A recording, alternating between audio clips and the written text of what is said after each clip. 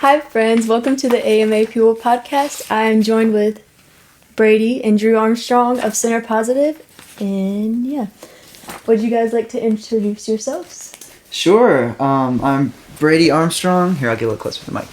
I'm Brady Armstrong. I am a MTSU student, which is Middle Tennessee State University, for those of you who don't know. And I am an audio production major. And I record music, record other people, make my own music, and I love hiking too. That's basically my entire personality. Good stuff. I'm Drew Armstrong. I'm actually related to this dude. I don't know if we could never quite figure it out, but How? I don't know. Yeah, we came out of. There's definitely some relation there. Yeah. I graduated from Barton College in North Carolina last year with my bachelor's in audio recording.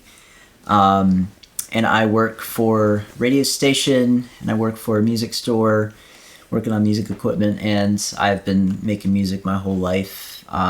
Make some music with this dude, make some music with some other people, and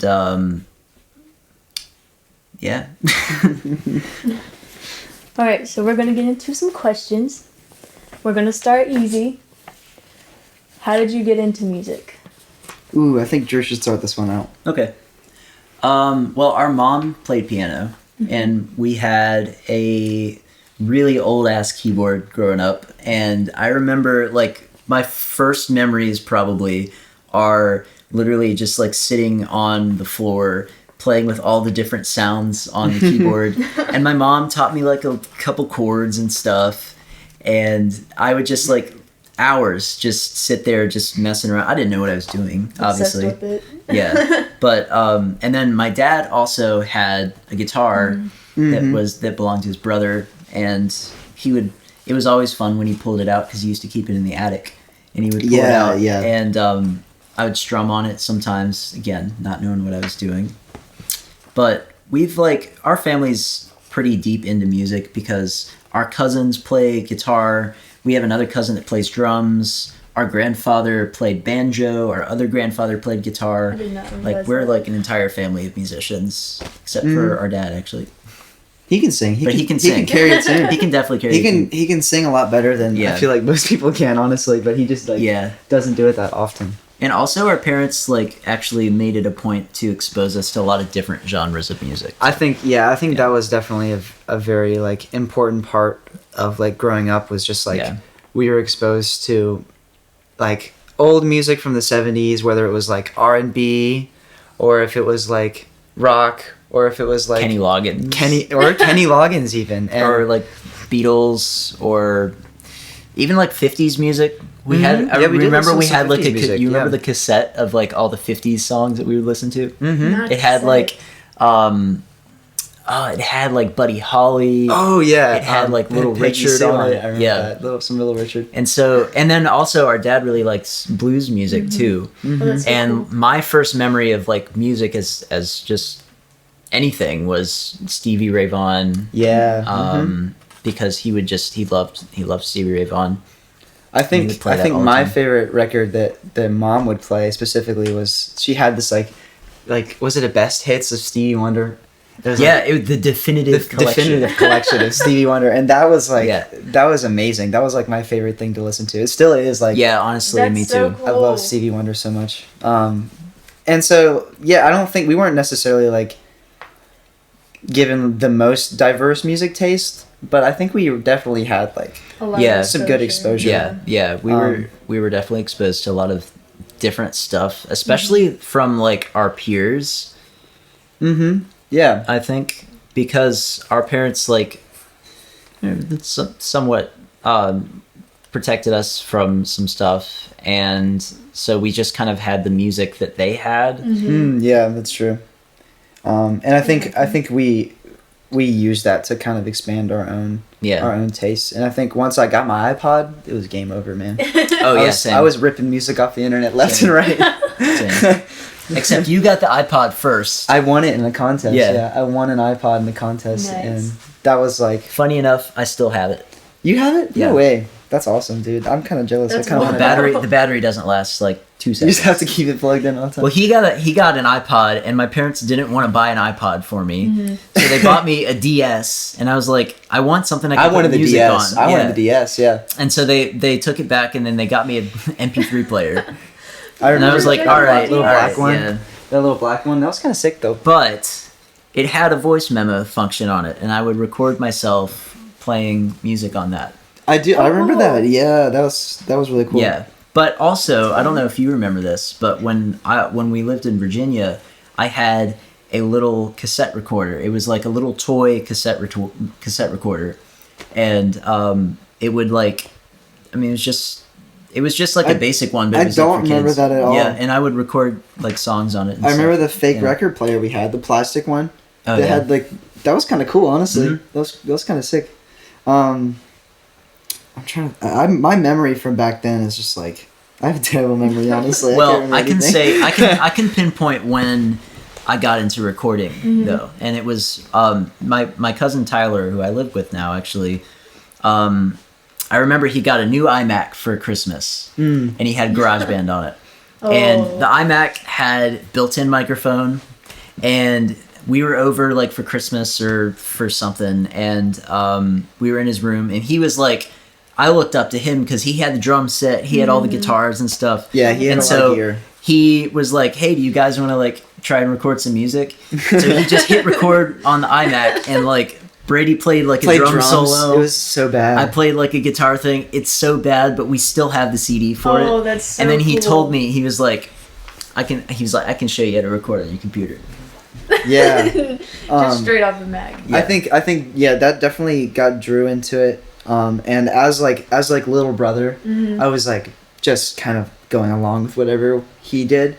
So we would hook up our little or was it USB or Yeah, I had a the USB mic. We'd hook it up to Audacity, and we made a couple like albums. Goofy songs.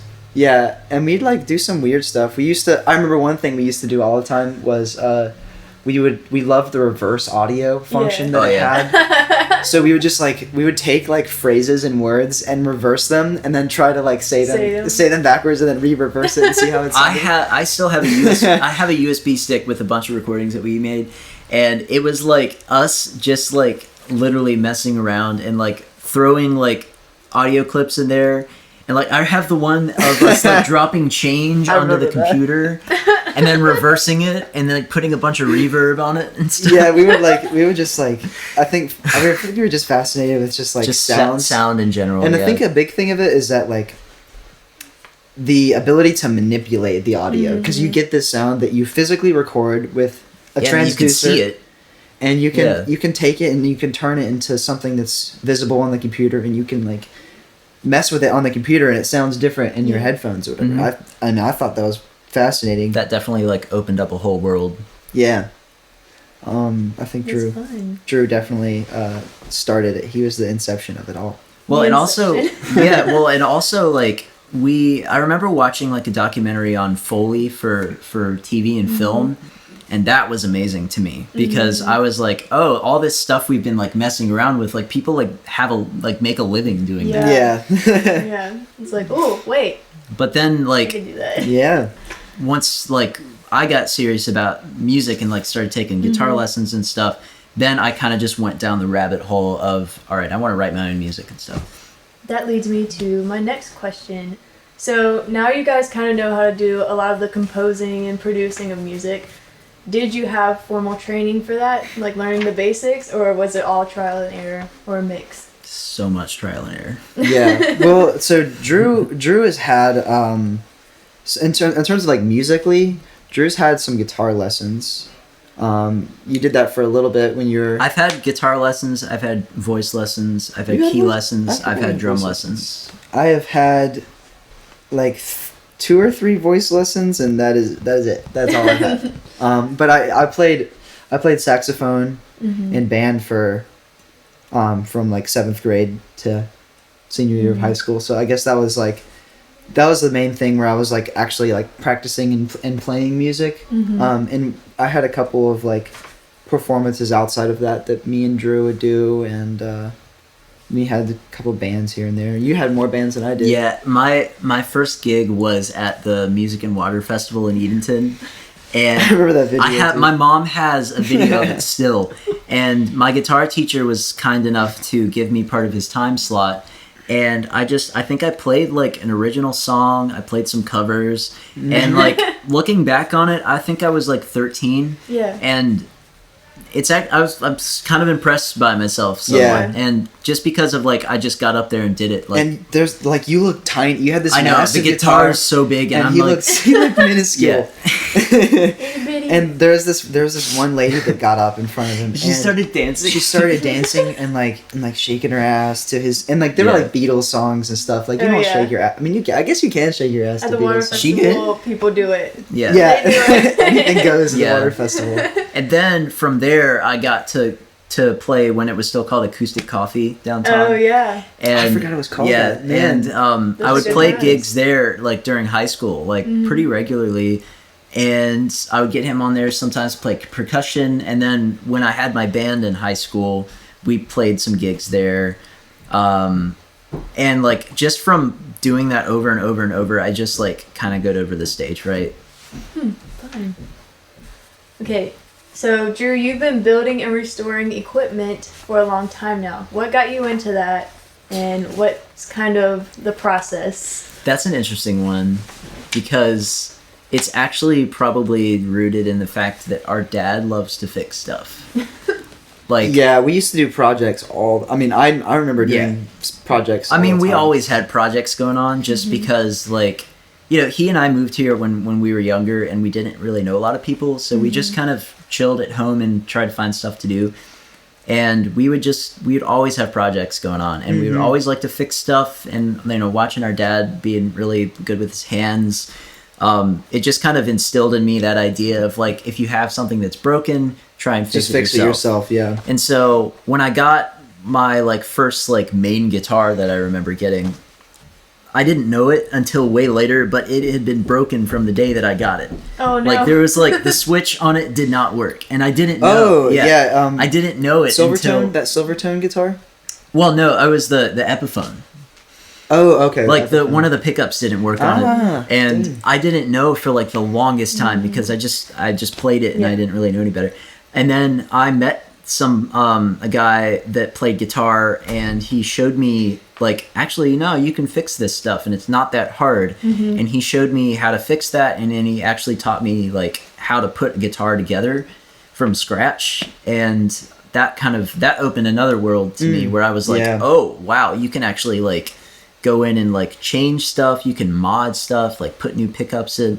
And so I started just fixing up my own guitars and stuff.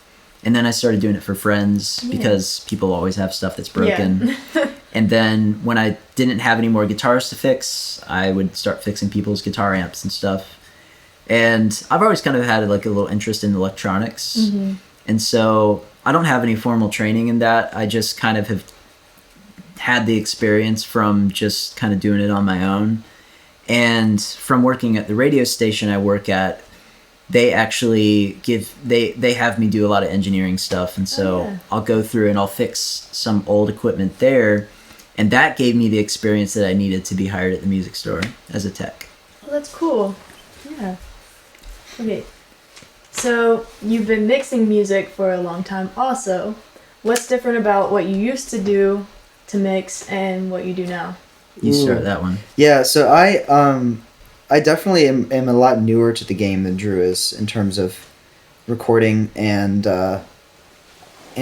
like making music. We made stuff ourselves when we were younger, but he definitely like continued on to it when he was in high school and everything. And I didn't really start it till like the end of high school, really, doing it on my own. So when I started, I of course had a pirated version of the DAW that I like to use a lot, Ableton, and I didn't really know how to write music, so I just kind of like wrote songs that were fun to me, and just messed around with like making weird sounds, and the mixing stuff. I just watched so many YouTube videos.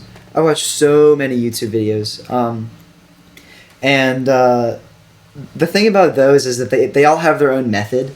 So they'll be like, It's so subjective. 10 ways to make your mix just so good. And a lot of it's useful, but some of it's just like BS. And so I think a lot of the learning process I've had to go through is like realizing what works for me and what my own ears hear. I think a big part of like mixing music in general is like just using your own ears and not like using meter, because you can use meters, you can use stuff all day long to see what's like actually going on with the audio, but in the end of the day, like it's going to be played back into your ears. So if you have to use your ears to really hear stuff. I think a big part of that for me was starting to critically listen to music and take apart how other people have made songs. So like, I mean, I just like constantly just listen to music all the time, whether it's in headphones or speakers or whatever, and like really analyze it. Yeah, and if I can listen to what other people are doing and try to not necessarily like replicate, but at least figure out how they did that and how can I implement that into my own music.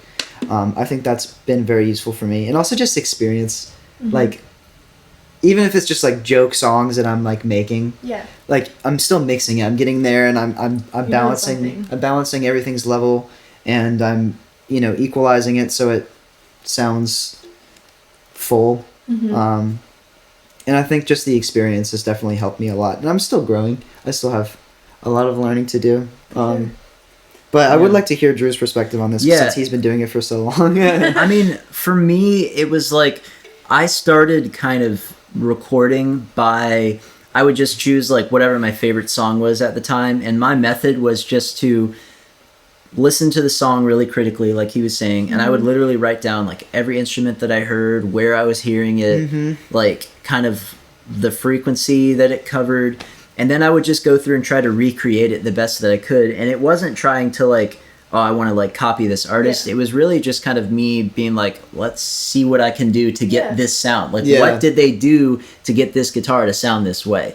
And over time, I've kind of developed a critical listening ear, and I've been able to be like, okay, if I want my bass to sound really thumpy or really like honky, I know what to do.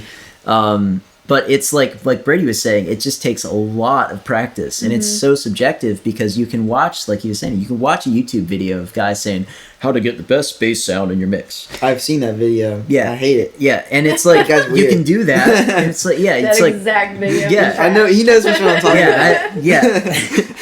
And it's like you can do exactly that, but you are going to get different results because the music you recorded is not going to be the same as whatever he recorded. So you have to kind of take everything that you listen and watch with a little bit of a grain of salt because there's not really any rules per se. But I think what really opened it up for me was when I read this book that was written by the Beatles recording engineer. And he goes through and he talks about like almost every song that he worked on and what he did to get that sound. That's cool. And that made me want to like do so much more experimenting and just like weird microphone techniques and like different ways of approaching a song, I guess. And I think I went from obviously really simple with one microphone for everything into using multiple microphones for things. But I think now that I've had a chance to go to school for it and obviously use all the professional equipment, I've been able to have not only a perspective of home recording, which is 100% valid because there's so many awesome recordings that are just made in somebody's house in a simple way. And then obviously there are a million great recordings made in the studio too. And everything has its place. But that's the thing is a song that's recorded in a studio and mixed professionally necessarily better than one recorded at somebody's house where the artist or the mixing engineer just took what they had and made the best of it? Depends on the song, I think. I think it depends on how the song is written because I think a lot of the thing about those types of what is it called, bedroom pop, or like pop music like that that's like made in somebody's house is that it has like, I don't want to call it novelty because that makes it sound like bad, but it has a certain like genuineness to it, and I think that comes through the way that a lot of these songs are written, and a lot of the times they're recorded obviously on just like normal mics, and there's nothing like crazy going on that you're like, this is like a beautifully recorded thing in the studio, you know what I mean? It's just like sometimes it is very raw. That's a good way to put it. Yeah. But I think to really answer your question about how my approach to mixing has changed is I started simplistic and then I moved to kind of a little bit more elaborate. And one thing that I like to try and do is try and experiment with something in whatever recording I'm making. So just to kind of make it an excuse to try something different. Yeah. Like, for example, on a song I was kind of working on recently, I wanted one of the guitars to sound like it was like way washed out and in the background. So I had my amp in the room and I was playing in the room and I had a mic on it, and then I had a mic all the way out in the living room. Actually, no, it was all the way out. It was like in the garage. So it was like basically the like equivalent of like 50 feet. Yeah. And I've tried that before. Yeah, and it's like, sometimes it works. Sometimes it works. In this case, it worked. But like just simple stuff like that, just to like try and like mess around and get something that sounds cool. And then usually now when I approach a song, I've gone from trying to have an idea in my head of what the song's going to sound like at the end. Because when I write it, usually I'll be like, all right, this kind of, I've got kind of an idea of the sound that I want. And I have to sometimes force myself to get away from that because it does kind of limit what you're going to do with it. So my approach recently has been to write the song in its entirety, just record a really simple version of it, and then just go through and just kind of try and vibe with it with whatever instrument I'm on and find what works best, whether it sounds like one artist or another artist or nobody in particular. That's actually really cool. I think a thing that I definitely try to do with the mixes that I have are, first of all, I mean, if it's somebody else's mix, I want to... That's a whole other thing. That is a whole thing. For my, I'll save. I can save that. That's true. Yeah. For my own stuff, I want it to interest me. I think is the main thing. That if I'm listening to it and I'm like, oh, this is cool, people will like this, I'm like, nah, I will do something weird to interest myself, because I'm not really making it for other people. I think I mean technically I am, because if I'm releasing it and stuff like that, so I want it to be like somewhat like commercially viable. Yeah. But like I want it to interest me. I want to be able to listen to it and enjoy it. You know what I mean? Yeah. Right. Whether that's, in the songwriting or if it's in the recording, if there's like one sound that I'm just like, ooh, that sounds cool, I want it to hit me. Yeah. And then hopefully other people like that too. So, you guys started Centerpositive. What gave you the idea to do so? Ooh, I remember the first time that we even like considered doing this was when we were in the studio at Barton. Yeah. That was it Raft? No, dude, it was Dunes. Oh yeah, it was Dunes. So I actually have this is a very vivid memory that I have, rare, I know.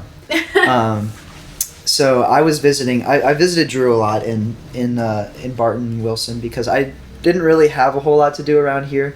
So I'd go up there like, honestly, I would go up there almost like every week. Yeah. Like every Honestly, that's the move. It was nice though, because I didn't have a huge group of people because it was such a small school. And I'm sorry to interrupt, but I was like the only one that graduated in audio in my year. Oh no. So I had like my little group of friends and I had my band. Yeah, when Brady started coming up there, I would start trying to make music with him, because I know he was starting to get into it, and I thought that was awesome, because I was like, I obviously like we vibe really well, and if I could make music with my brother, I thought that would be like awesome, because there's a lot of artists that have siblings in bands, and I thought that would be really cool to make music with him, especially since we've kind of got some differences in the way we approach stuff, but we also have a lot of crossover. And so when we started Centerpositive, we started with one song that was just kind of real vibey, and like we just kind of did it like pretty much we did the basic track in like all in one night. Yeah, even though it took like almost a year to finish the I song. remember, probably. yeah, so when we were in the studio is like very small and dimly lit, but this was before they did This the is renovations. before they renovated it, yeah. And I mean, it was very much like I thought it was very comfortable in there, so I was really enjoying it, and like I had never really been to anything like close to a real studio before. So yeah, and so they had this old Juno 106, which is like a really classic synthesizer from the 80s, and it has like a ton of knobs and stuff, and I had no idea what the hell any of them did. Yeah. I mean, I was figuring it out by like just kind of intuitive. That's what's cool about it, is that you can literally just like play with it and figure it out. Yeah. Yeah. And so yeah, we just started out recording some stuff like that, and then Drew had his I think you had your vibro champ set up in there. Probably. And we had that night I think we just did. We Juno recorded a drum. guitar. We recorded a drum loop first. That's right. And then we recorded a bass track to it. And I then was we like added a writing synth. lyrics while you were And recording stuff. we actually he wrote lyrics, and we were like tossing on the synth patches and stuff. We actually like did that song. Like we at least got kind of a demo version of it down that night, Most and of we it in like one night, yeah. we were there all night. Like we must have left at like Yeah. 4 a.m. or my something. God. Yeah. Which was a very common thing when I Yeah. was over. I mean, over it was there. it was definitely common for me because I had just access to the studio, so I would just go in and I would just mess around all night if I wanted to. And it definitely was really cool because my classes weren't like as in depth as they actually are probably at his school. But I had so much free time to just go into the studio and just mess around and just have fun and bring my friends in there and just try to make Yeah. some cool music. And so whenever he got to come over, I was like, this is so cool. Yeah. This is amazing. I had never experienced anything like that before. And I do remember like after I came back, I think maybe a couple days after I came back, I was sitting in the middle of like English class or something, and I get an email from Drew or a text from Drew. He's like, yo, here's a mix of the song we did the other night. And I was like, ooh, cool. So I threw that on in English class, and like I got the most like intense feeling of just like excitement and passion, and started tearing up in the middle of English class listening to this song because I was like, whoa, this is so cool. Like we made this together. Like, wow, I could really feel like I could do this for the rest of my life. You know what I mean? It was a really cool feeling, and that memory is just like very strong in my mind. So that was the start of it all, really. That's so cool. Yeah, and Centerpositive as a name is like it's an electrical term, meaning like if you got a cable, you got negative and you got positive electricity. It's like it's honestly it doesn't really mean anything. Yeah. We just thought it sounded cool. It does. We had like 10 band names, and we were like, this one's kind of cool. I like this one. Let's Thanks. go with that. Yeah, I do like that one. Now we will get into some of the experience you have, starting with the most important one. What was your first band, and what did you get from it? First band. Let's talk about Cage Free. Cage Free. that was my high school band. It was me, Andrew Bass, I saw that one. Chris Lovingood, and Good stuff. Caden Twist. Oh, It was dream team. That was so fun. The dream team. Oh, I'm sorry. Kohai Lovingood. Yes. Oh no. Was Chris Lovingood at the time. Yes. So, but it was so it was a cool experience. We our first gig was at the fair, and I remember it so vividly because like our friends were there, like my grandparents were there, and everyone like we played this Green Day song that's kind of a 50s vibe to it, and like everyone got up and started like dancing. It was pretty fun. It was weird. Those fair, all the fair. It was very weird. performances No, were very no lie. weird. It was definitely very weird. Because but- they had like a stage like by the stables or something. I don't know exactly where it was. They put the stages. In No, weird you're things. thinking of the talent show. No, I remember what you're talking about. The stage. It was by the stables, though, I think. Yeah. But we opened with the King of the Hill theme, which was pretty fun. Yeah, that's so funny, dude. Yeah. And we played some original songs, and we actually we had like 2 or 3 songs that we wrote, and we recorded them. and Cage Free had like one song, but we just put it out like on Bandcamp or something. And then that's right. my next project was this band called Sidewalk Surfer, and it was really just me and Caden. And I did the music, and then Caden did the drums to it. Mm-hmm. And that was a lot more cohesive because it was just all songs that I wrote with Caden, mm-hmm. and it was more professionally recorded because I had kind of figured out what to do at that point. And we actually multi-tracked the drums. Around what age was that one? I did that freshman year of college. Okay. Really? Yeah. I thought you were like senior year of high school. I'd started at senior year of high school, and I finished it freshman year of college. And then we just put that out again, just on Bandcamp. Well, and there was a performance that he did where they played the same Music and Water Festival thing. Mm-hmm. Yeah, but it was Cage Free. Yeah. No. The Sidewalk Surfer had one, and then Caden couldn't show up. He bailed last minute. So Drew asked me to play instead, and we went up and did a set together. And I forgot about that. That was really so fun. That was the first set we did together. That was really fun. I completely forgot about that. That was a good show. We did like, I don't remember if we even had drums. I think we might have just done guitar. I think it was just guitar. Bass? Did I play bass? And maybe percussion or vocals or something. I did some stuff. And we've done a couple like little like show like busking type shows. We've done a decent amount of those. Yeah. Yeah, and like I remember there was one we did in the Albemarle Plantation. We had like a cajon, and we like played that for the little restaurant they had there. We played at Muddy's one time. Muddy's, yeah, for like 3 people. That was fun. It was a lot of fun, but like they didn't seem to really like care that much. But it was fun. Yeah, no, it was just a bunch of weirdos outside playing. We set up like 2 or 3 drums, mm-hmm. and you had electric guitar. We used a floor tom as a kick drum. Yeah, that was fun. I thought it was cool, but let's see. Elizabeth City does not understand. And then after I did Sidewalk Surfer, I had a little one-off, like, just me project called Lucid View. And then I got, it was myself and my friend Andrew. This was in sophomore year of college. It was myself, junior year, actually. Myself, my friend Andrew, our good buddy Johnny, and then my ex-girlfriend. We played a show in Raleigh as Lucid View, and we played the songs that I wrote for this EP. And that was a lot of fun. We played with some other bands, and it was a really small show because it was like in the basement of like a coffee shop, and it was an art gallery. It was cool. That is cool. But that was like kind of a one-off thing. And then I did one other one-off thing in college, where it was myself and then 2 other friends, and we just again kind of played the same songs. But I felt like my most successful project was the Radio Room project that I did my senior year of college. Question. Yeah. If you guys wanted to talk about Radio Room. Yeah. I love to talk about, because that was a very fun time. I think the Radio Room was so just fun. like, it was so fun.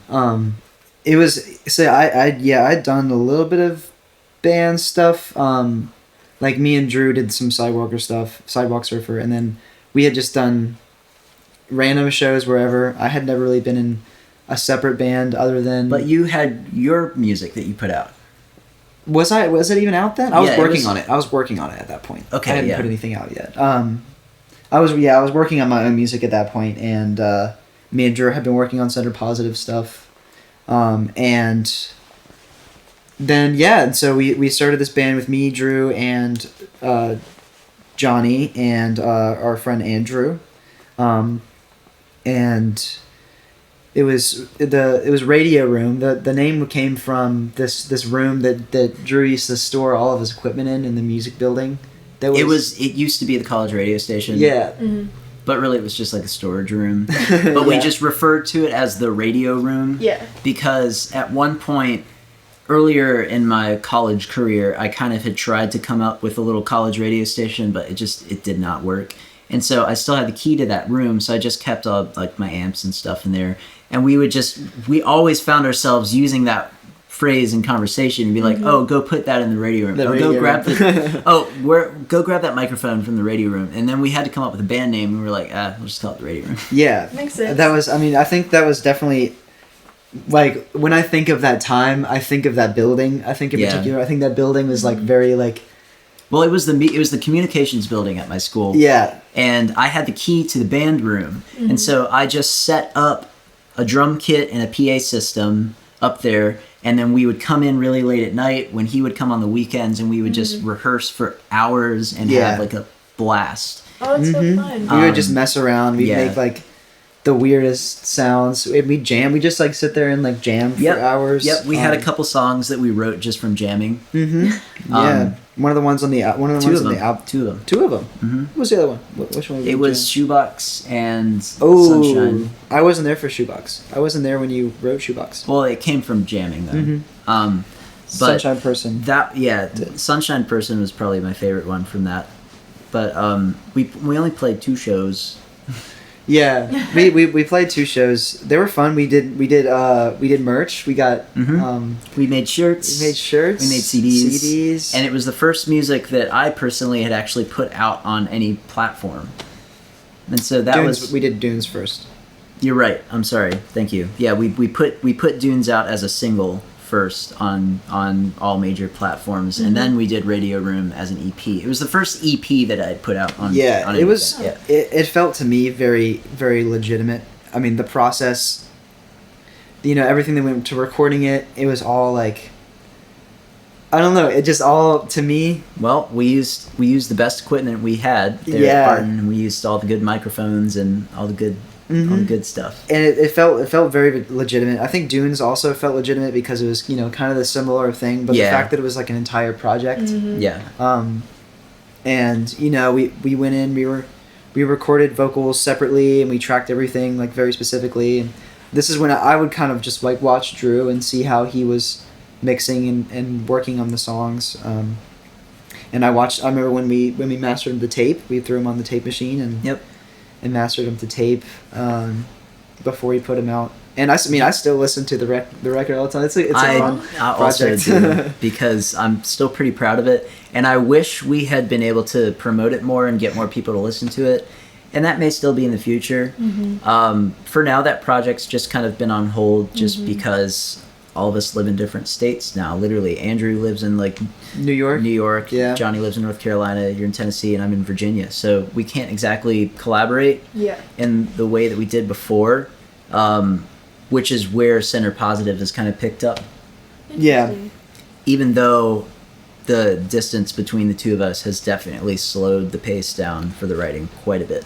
Yeah, and so that can be a little frustrating. But we've been making it a point to continue to keep working on the songs that we have because we think they're probably the best material that we've had so far.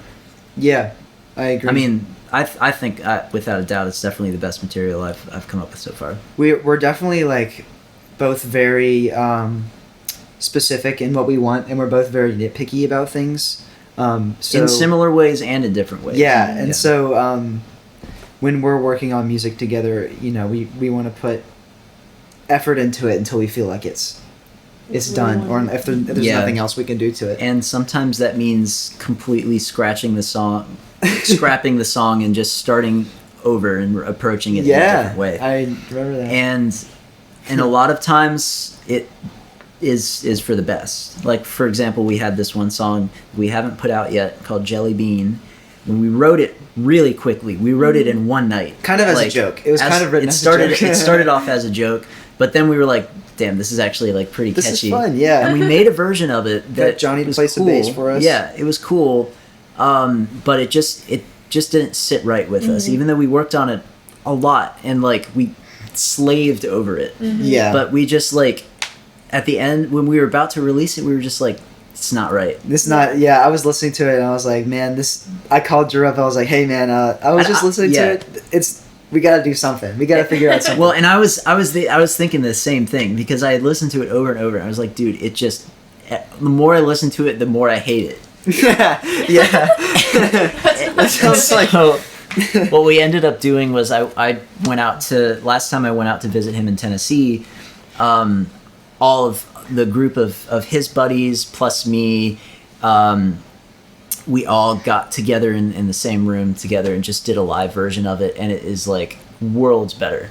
because it's just way more organic, and it was a really fun song to begin with, and so we really and that didn't translate very well in the recording, so we really just wanted to get the energy back. And so we did it no metronome, just no headphones, just everybody singing together. It was pretty sweet. So in my house we have like a studio that we've been working on, and we basically set up like a multi-track recording thing. We had drums set up in the corner, and we kind of blocked them off a little bit.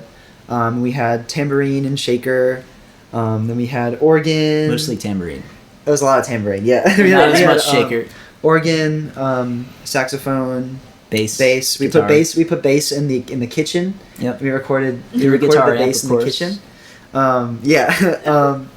And we had guitar, drums, bass, sax, and then we overdubbed vocals. We didn't do that live. And then there's some like yelping and yelling in the song. Yeah, and I mean, and you really like you capture and we had a microphone just in the room to capture everything.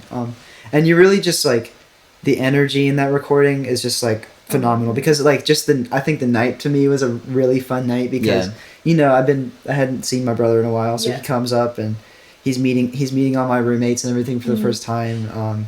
And I had drank so much coffee, and I was just me too. I was just like zooming around, like sitting. And it was really nice, because the previous portion of the day we had like allocated to trying to write some lyrics to another song, and we were somewhat successful, but it was like just kind of like pulling teeth a little bit. It was it wasn't as like organic.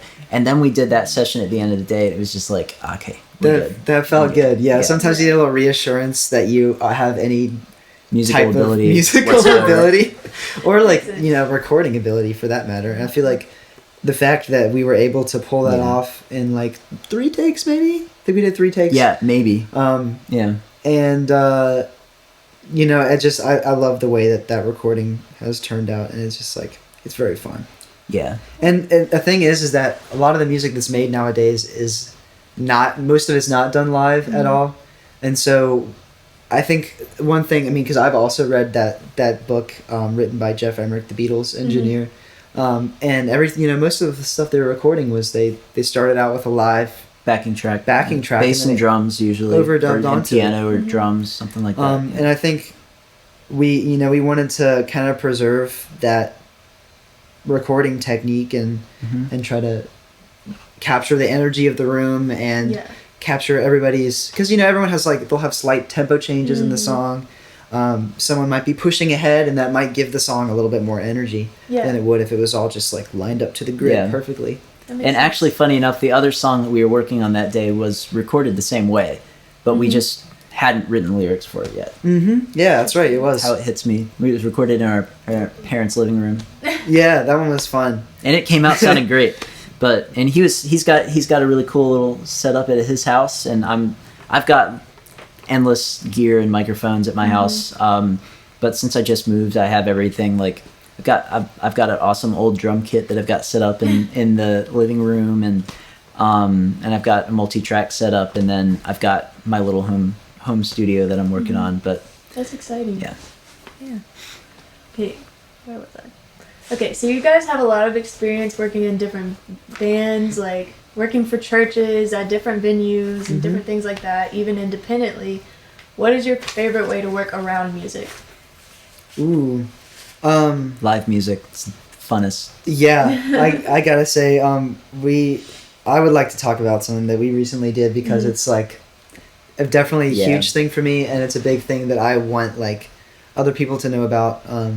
So me and my friend Evan and one of my roommates David, and all my roommates really have contributed to it. I think us three have been like a very big creator of this thing we have called High Volume Festival, where we basically got a bunch of artists, us included, because I want to play music obviously, and it's hard for anybody to really get live music right now because of COVID, and so we got 6 artists. We booked a venue, and we rented cameras. We got a whole like recording setup we had a certain amount of time that we booked, and we basically just did a massive recording session for 12 hours, and we basically got these artists like a live EP and music videos for each artist paid $75. And we're gonna probably increase that next time because there's a whole. You definitely need to I'm increase big into the budgets, and so they got a really good deal this time.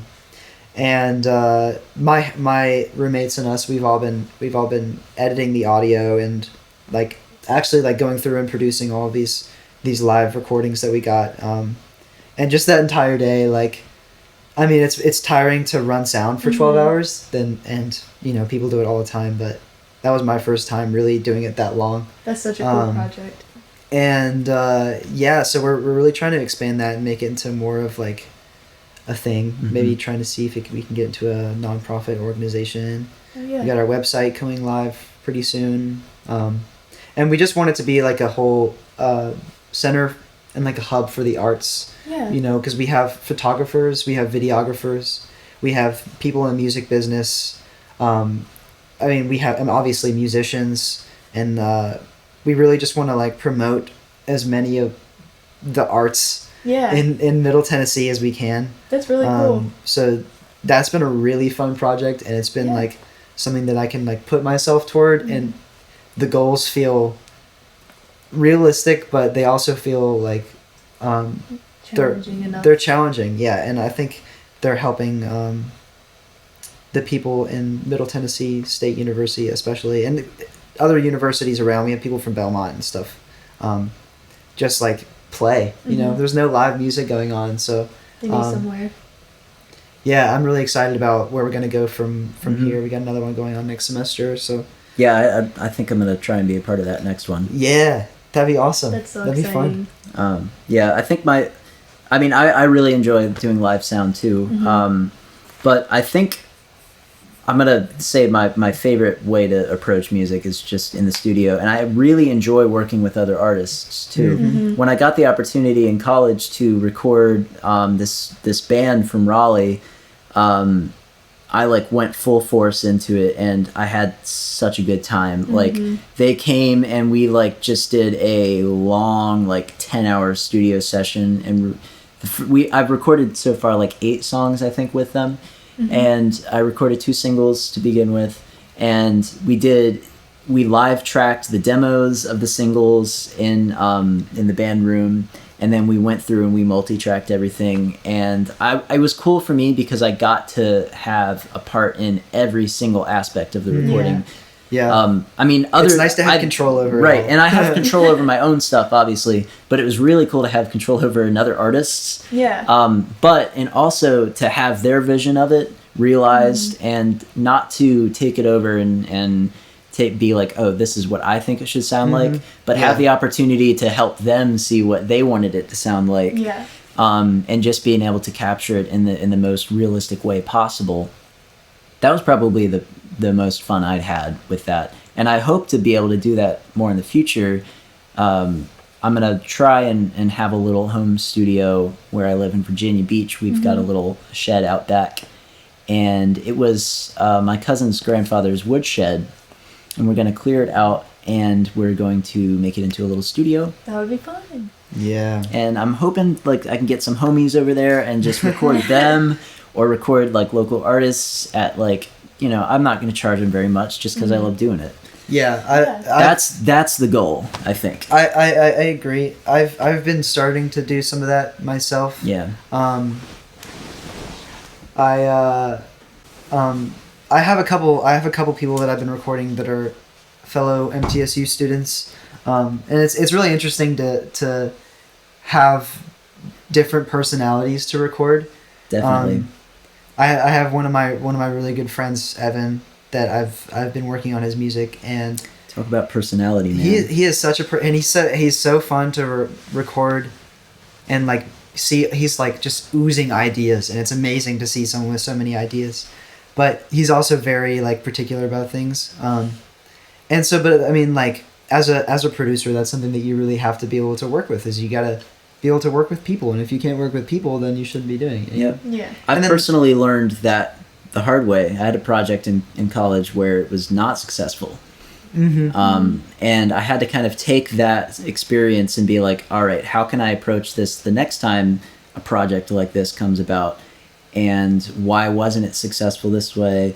How can I make the next one successful? Yeah, I agree. I think I've worked with other people that definitely have just been a lot like less. They don't have as much vision, which is fine. You know, you don't need to have like a vision of exactly how the song is going to be, and that'll sometimes put more on you as a producer. Puts a little bit more not necessarily pressure, but responsibility to kind of see what kind of sound would work for them. Like, oh, what can I do? Yeah, and I want to make the point that when the artist has nothing but vision, it's just as hard, because that's what happened with me, was that I was working with this artist that only had a vision, and then when it came down to the details, they didn't realize how much work that the details needed, and how much work I was going to have to put into the details, and I just wasn't prepared for it. Yeah. I think a lot of times you have to figure out how to balance your inputs and what you can realistically do with what they want, and sometimes you have to come to compromises. Yeah. The following questions are just for fun and they're just random, so go off. Describe each other in 3 words. Drew. I'm gonna say sleepy. I'm gonna say goofy, and I'm gonna say creative. All right. I'm gonna say also sleepy. I'm gonna say the same. I have to say the same things because it's like we're very similar people. Yeah. Sleepy. Also spazzy. Yeah, I can be spazzy sometimes. You're also spazzy, and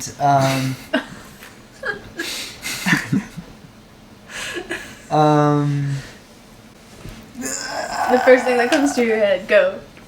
I gotta say obsessive because it comes to my head. I do get obsessed. You get obsessed with things.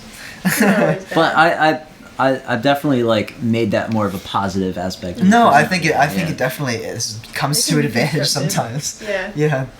Okay, if you were to hit shuffle on your most used playlist right now, what are 5 songs that would come up? Ooh. Let's do it. Let's do it. Oh, we're doing it right now. My most used playlist. My most used Yes. playlist. Okay. Whatever that is. Probably the one that I've been playing all weekend. All right, shuffle. Here we go. What you got, Brady? This is dangerous. I'm going to my liked songs because I do listen to my liked songs a lot. I do that too. What you got? All right. Number First song, "Valley of the Pagans" by Gorillaz. Gorillaz, nice. All right. And Beck. "Chameleon" by Herbie Hancock. Nice. "Fangs" by Steve Lacy. That's a good one. "Everyone Act Crazy Nowadays" by Unknown Mortal Orchestra. And "Sunflower" by Rex Orange County. Nice. Okay. Did you actually shuffle it? Did you Yes, turn your volume I did. down? I don't want to blast my music. All right. Yeah. See, some of the like songs I don't really know. I have to choose a playlist that like I actually. Ooh, this is a good playlist. Within Daft Punk. Nothing that has happened so far has been anything that I could control. Is that what it's called? Yeah. That we could control by Tame Impala. Forever Over by Eden. That's a good one. Funky Duck by Wolfpack. That is a really good song. That is a good one. And then last one, Selfless by The Strokes, of course. Good stuff. I was listening to so much of The Strokes. When I got my Spotify Wrapped, it was just like The Strokes. mine's a lot of The Strokes. But like I was looking at my groovin' playlist. That's a fun one. I like that one, dude. Yeah. Okay, what was your favorite band/artist in middle school? Ooh, Arctic Monkeys for me. Probably the Beatles. Nice. Yeah. Okay. You've gone to a lot of concerts, we know this. What was one you won't forget? Oh, I know which one Drew won't Tame forget. Impala, baby. Asheville, front row. Yeah. That's He had awesome. he had a exciting. great The experience. lights were insane. Although Mac DeMarco was a very close second. See, I have some really good ones, and I know people. I definitely am gonna get a lot of hate for this maybe, but the 21 Pilots concert that I saw was like insane. I know you had a good time. It was videos of insane. I was like in the pit. Yeah. There's this like really old dude beside me smoking up a bowl, which I thought was hilarious. Oh my God. At the 21 Pilots concert, in like the pit, maybe his daughter was there and he was bored. Yeah. But Sure. that like it was crazy. Like Joshua Dunn came out and he crowd surfed on his drum kit. It's so cool. What the heck? And then like the lead singer Tyler Joseph came out in this like ball and crowd surfed in this like one of those inflatable balls. Oh, that's so cool. It was insane. And the lights were really cool too, and that was a very memorable concert. I will say though that one concert that the two of us had been to that was once in a lifetime was Neutral Milk Hotel. That one was. I would think about that one because they're probably never gonna play again. Yeah. And they're like kind of like one of those weird Cult. OG They got a cult indie bands. following. Yeah. That's pretty cool. Okay, who has the largest record collection, and which one do you listen to the most? He has the largest record collection for sure. Oh, what do I listen to the most though? That's a good question. Lately, it's been the Police, Ghost in the Machine. Nice. Although I did just get a copy of Beastie Boys' Hello Nasty, and I've been playing that. It's in Beastie Boys. He definitely has a lot bigger record collection because he's been collecting for forever. He has so many records. But the one that I've probably listened to most is I have OK Go's Blue Color of the Sky that he got me a while ago, and like Good album. It's a really, really good album. So I think that's probably my favorite. I'm trying to grow my record collection some. Nice. I have one. Yeah. Keep going. There we go. That's a Okay. start. Who can play the most instruments? Drew can definitely play the. Actually, hold on a It's second. pretty close. It's pretty close. I'd say we're probably about even because I can. Although you still play sax and I don't play trumpet anymore. I can play a little bit of trumpet. I was teaching myself some trumpet a while ago. I can do a little bit of trumpet. But I mean, I can play a little bit of mandolin. I can play ukulele, which you can play too. Guitar, bass, keys, drums, and percussion and stuff. Yeah, I think we're pretty even Probably in terms pretty of we're all even. kind of multi. You may have one or two on me though. Yeah. What's the weirdest instrument you've played? Ooh, the weirdest in instrument. general. I'd say I don't know. Ooh, I have a conch shell that has like a harmonica reed on it, which harmonica cool. reeds are basically just like metal, and so you can just like it plays one note, but you can just like blow into the conch shell and it plays like That's a harmonica. cool. Yeah. Okay, what is your go-to coffee order? For me, it's usually a black iced Americano. It's very gross. Everyone hates it, but I like it. I like those. Usually, it changes since it's colder. I've really just been getting black drip coffee, but when it's warmer out, I usually like to do cold brew. But We're if both I coffee want to get like an espresso drink, it's usually gonna be probably a small sized vanilla latte with 3 shots. Nice. Drew lists milk 3 if they've got coffees. Drew lists 3 coffees that I he respect likes. it. I respect it. I can't choose. What is your idea of self-care? Ooh, I know exactly what my self-care is. My self-care is taking a long bath, like with some wine, like watching my favorite show, my favorite anime probably, and then just like drying off, getting into some really comfortable sheets and just sleeping. That sounds so amazing. I could do that at any moment. My idea of self-care, I think, is going for a little hike, coming back, taking a shower, choosing some wine / substance, and probably watching something like Curb Your Enthusiasm and falling asleep on the couch. That sounds like Drew. That sounds Honestly, pretty like sleeping Drew. people. All right. What is one piece of advice you would give to other aspiring artists? Broaden your music taste.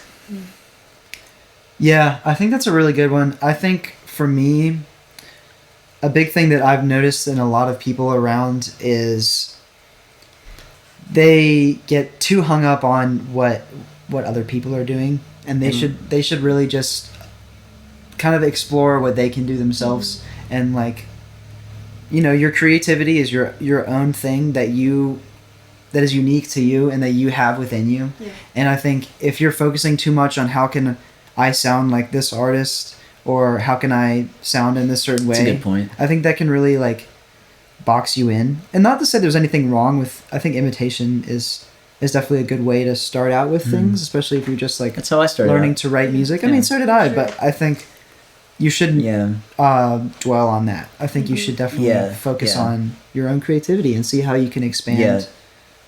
I your think abilities. another piece of advice that I would probably give would just be to not get discouraged if you think your music sounds like shit. Because everybody's music sounded like shit at some point. Yeah. And the only way it's not going to sound that way is if you just keep going and just keep trying. Because if you give up, you're not going to like grow. You're not going to grow. be able to grow. Yeah. I think that was good. What do you have planned for the future? Ooh, yeah. What you got, Drew? Let's talk about what you got. Well, for 2021 goals. 2021 Let's goals? Let's start out small. We don't 2021 know goals? what's going to happen 5 years from now. Yeah, We have no yeah. I mean, ideally, I think the two of us would eventually like to open a studio together. Yeah. That's like kind of the path that we would like to head towards. But personally, 2021, what's looking at the future is probably a lot of work. I would like to be releasing some new music soon of my own stuff, and then obviously some of our stuff. And then I'd like to play some shows. Yeah. Yeah. Yeah, it would be nice. We'll see. I also think your studio working on. Well, yeah, your I know studio. that's going to be slow going though. Yeah. For me, I've had a lot of projects that are up in the air. Because I'm in a band with my roommates. Called the Phase Issues. If you guys want to listen to us, we're gonna be on Spotify soon. But we have so much stuff that's up in the air. I have my own stuff that is in the air. Our stuff is just like chilling, waiting to be finished. My own stuff is up in the air too. Working on with a couple clients that I'm trying to get stuff out with. I think main thing is just I kind of want to just get myself out there. I'm building a website right now, so I'm trying to get that finished and just build like my portfolio. I think is an important thing. So if someone's like, "Hey, like, you know, I'd like to work with you. What do you have?" And I'm like, right now, I'm like, not much. You just have to kind of trust me that I kind of know what I'm doing. I do have a website, and I think another goal of mine should be to continue to build it because I haven't really done anything with it in a while. So I think just building my portfolio and everything like that. you popular. Yeah, it's fine. So and growing our home studio, I think, is a big part of that, and that's kind of intertwined with everything. But I think I'm gonna say it right now. Like our goal is to have our album out by sometime this coming year because we had said we were gonna try and have our album out by the end of 2020, and it just hadn't happened just because of a lot of reasons. But we did. You know, we've got some cool songs, and I think our goal is to finish them as soon as we can and put them out. Yeah, 2021 is the year for releasing. Yeah, that sounded weird. But I feel like I've worked on so much stuff, and 2020 has been like a huge year for my growth. Me too. I mean, I feel like I've definitely had a lot of points that I realized like how I've been doing things badly and like how I can improve upon myself. Yeah. And like it's been a very humbling year. And I hope it's just up from here. We'll see. That's all the questions I have. Is there anything else you'd like to add? Centerpositive is out on all major platforms. We put a couple songs out. Got 3 songs out. We got 3 songs out. Please go stream them and share them because we're proud of them, and we've got even better music coming. Yeah, I think our album's probably gonna have 8 to 10 songs on it that are just chilling in our hard drives right now. Yep. And I'd like to promote the High Volume Festival that I have going on in Murfreesboro, Tennessee. And if you have any interest in it, hit me up. Also, Clown House Studio. If you guys want to come record at our house studio that we have, my roommates and I would love to have anybody. We love recording every genre, and we just love just music in general. So that's all I got. Is that it? Yeah, All I think right. so. Well, thank you guys for joining me. It's been great. I've liked listening to what you guys have to offer. Thank you guys for joining me on my first podcast, and I hope you stick around for the next one. And that is all. Bye. Thanks for having us. Thanks for having us.